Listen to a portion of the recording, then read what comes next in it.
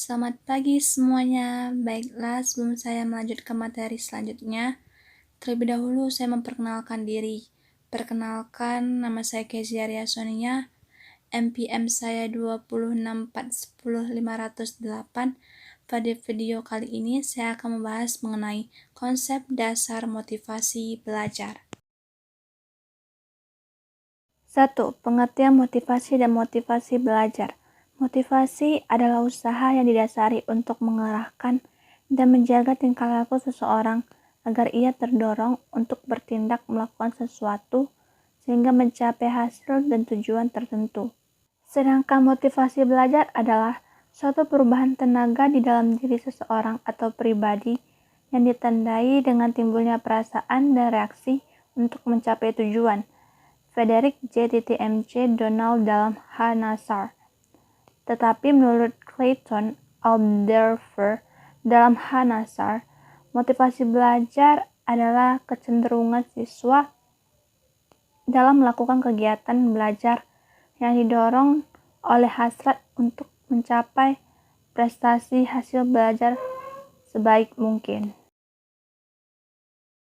Jadi, motivasi belajar adalah kondisi psikologis yang mendorong siswa untuk belajar secara sungguh-sungguh yang pada gilirannya akan terbentuk cara belajar siswa yang sistematis, penuh konsentrasi, dan dapat menyeleksi kegiatan-kegiatannya. Menurut Rimang, tahun 2011 ayat 86, motivasi dapat dibagi menjadi dua jenis, yaitu yang pertama motivasi dari dalam diri atau intrinsik. Motivasi dari dalam diri individu atau intrinsik adalah jenis motivasi ini timbul dari dalam diri individu itu sendiri tanpa ada paksaan ataupun dorongan dari orang lain, tetapi atas dasar kemauan sendiri. Jenis motivasi yang kedua adalah motivasi luar individu atau ekstrinsik. Jenis motivasi ini timbul sebagai pengaruh dari luar individu, apakah karena adanya ajakan, suruhan, ataupun paksaan dari orang lain, sehingga dengan keadaan demikian, anak didik mau melakukan sesuatu atau belajar. Yang kedua yaitu faktor-faktor yang mempengaruhi motivasi belajar. Belajar adalah suatu hal yang diwajibkan untuk semua orang. Belajar sebenarnya menyenangkan, namun selalu ada hambatan-hambatan yang membuat kita enggan untuk belajar. Menurut Dimyati dan Mudiono, terdapat beberapa unsur yang mempengaruhi motivasi belajar siswa. Antara lain yaitu pertama yaitu cita-cita atau aspirasi siswa. Dari segi manipulasi kemandirian, keinginan yang tak terpuaskan dapat memperbesar kemauan dan semangat belajar. Dari segi pembelajaran, penguatan dengan hadiah atau hukuman akan dapat mengubah keinginan menjadi kemauan dan kemauan akan menjadi cita-cita. Cita-cita dapat berlangsung dalam waktu yang sangat lama, bahkan sampai sepanjang hayat. Cita-cita seseorang akan memperkuat semangat belajar dan mengarahkan perilaku belajar. Faktor yang mempengaruhi motivasi belajar yang kedua yaitu kemampuan siswa.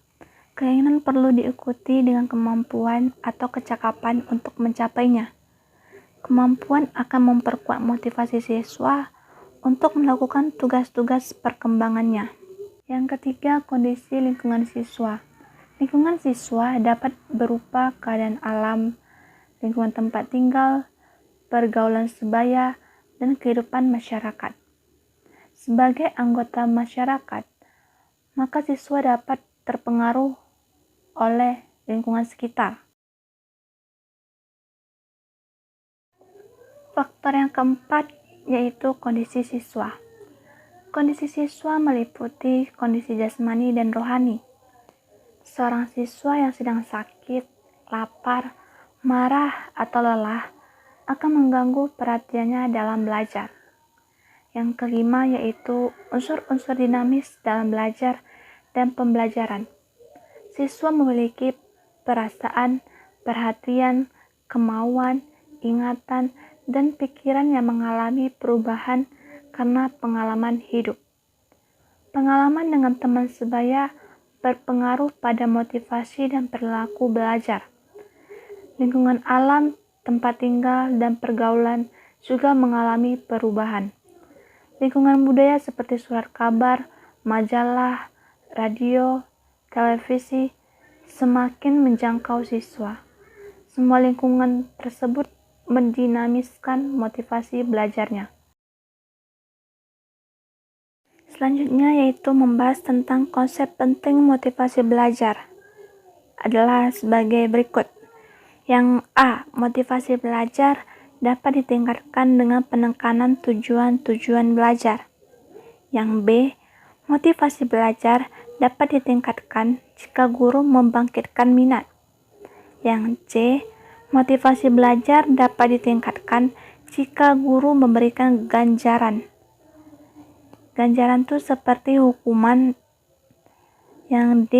Motivasi berprestasi sebagai kecenderungan umum untuk mengupayakan keberhasilan. Yang E. Fungsi motivasi dalam belajar adalah sebagai pendorong pergerakan dan pengarahan perbuatan. Cara meningkatkan motivasi belajar siswa. Menanamkan motivasi kepada anak tunalaras tentu tidak semudah menanam motivasi pada anak normal pada umumnya. Akan tetapi, sebagai seorang pendidik, kita harus memiliki sikap optimis terhadap perkembangan anak didik. Menurut Rimang, ada beberapa strategi yang bisa digunakan oleh guru untuk menumbuhkan dan meningkatkan motivasi belajar anak, yaitu sebagai berikut. Yang A yaitu menjelaskan tujuan belajar kepada anak.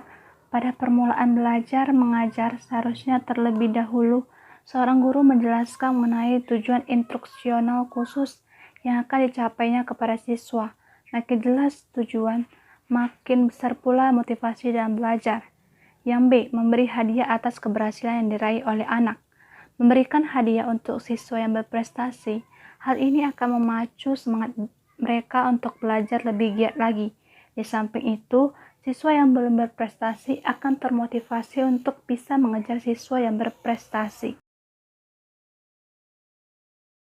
Yang C adalah memberi pujian. Sudah sepantasnya siswa yang berprestasi untuk diberikan penghargaan atau pujian. Tentunya pujian bersifat membangun. Yang keempat yaitu atau yang D, memberi hukuman. Hukuman diberikan kepada siswa yang berbuat kesalahan saat proses belajar mengajar. Hukuman ini diberikan dengan harapan agar siswa tersebut mau berubah diri dan berusaha memacu motivasi belajarnya.